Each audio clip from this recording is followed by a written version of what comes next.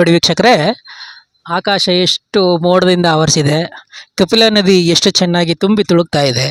ಮಳೆ ಇಲ್ಲ, ಬಿಸಿಲು ಅಂತಿದ್ದ ಜನರಿಗೆ ಇತ್ತೀಚೆಗೆ ಮಳೆ ಬಿಡದೇನೆ ಸುರಿತಾ ಇದೆ.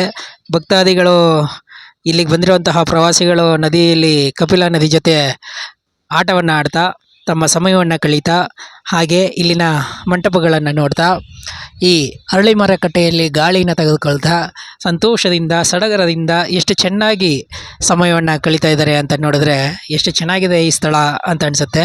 ನೀವೊಂದು ಸಾರಿ ಆ ಕಡೆಗೆ ನೋಡ್ಬೋದು. ಆ ಗಿಡ ಮರಗಳು ಎಷ್ಟು ಗುಂಪಾಗಿ ವಿಶಾಲವಾಗಿ ಕಾಣಿಸ್ತಾ ಇದೆ. ಒಂದೊಂದು ಗುಂಪನ್ನು ನೋಡ್ತಾ ಇದ್ರು ಕೂಡ ಒಂದು ದಟ್ಟ ಅರಣ್ಯದ ರೀತಿಯಲ್ಲೇ ಕಾಣಿಸುತ್ತೆ.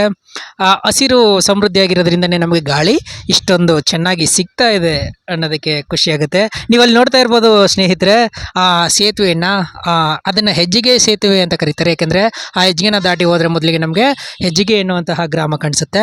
ನಂತರದಲ್ಲಿ ಹುಳಿಮಾವು, ತೊರ್ಮಾವು, ಹೀಗೆ ಅನೇಕ ರೀತಿಯ ಊರುಗಳು ಕಾಣಿಸ್ತಾ ಹೋಗ್ತವೆ. ಇಲ್ಲಿ ನೀರಾವರಿ ಪ್ರದೇಶವಾಗಿ ನಾವು ಅದನ್ನು ನೋಡ್ತಾ ಹೋಗ್ತೀವಿ. ಮತ್ತು ಈ ಹಿಂಭಾಗದಲ್ಲಿರುವಂಥ ಒಂದು ಸನ್ನಿವೇಶವನ್ನು ನೀವು ನೋಡ್ಬೋದು.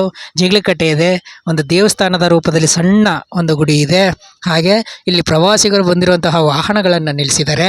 ಇಲ್ಲೆಲ್ಲವೂ ಕೂಡ ಅದ್ಭುತವಾದಂತಹ ರೀತಿಯಲ್ಲಿ ಈ ಒಂದು ದೇವಸ್ಥಾನ ನಮಗೆ ಕಾಣಿಸುತ್ತೆ. ನಾವು ಧಾರ್ಮಿಕ ಕ್ಷೇತ್ರವನ್ನಾಗಿ ನೋಡಿದ್ರೆ ಅದು ಭಕ್ತಿಯ ರೂಪದಲ್ಲಿ ಕಾಣಿಸುತ್ತೆ, ಪ್ರವಾಸದ ರೂಪದಲ್ಲಿ ನೋಡಿದಾಗ ಸಂತೋಷವಾಗಿ ಕಾಣಿಸುತ್ತೆ. ಕಣ್ಮನ ತಣಿಸುವಂತಹ ರೀತಿಯಲ್ಲಿ ದಕ್ಷಿಣ ಕಾಶಿ ಎಂದೇ ಅದು ಪ್ರಸಿದ್ಧವಾಗಿದೆ.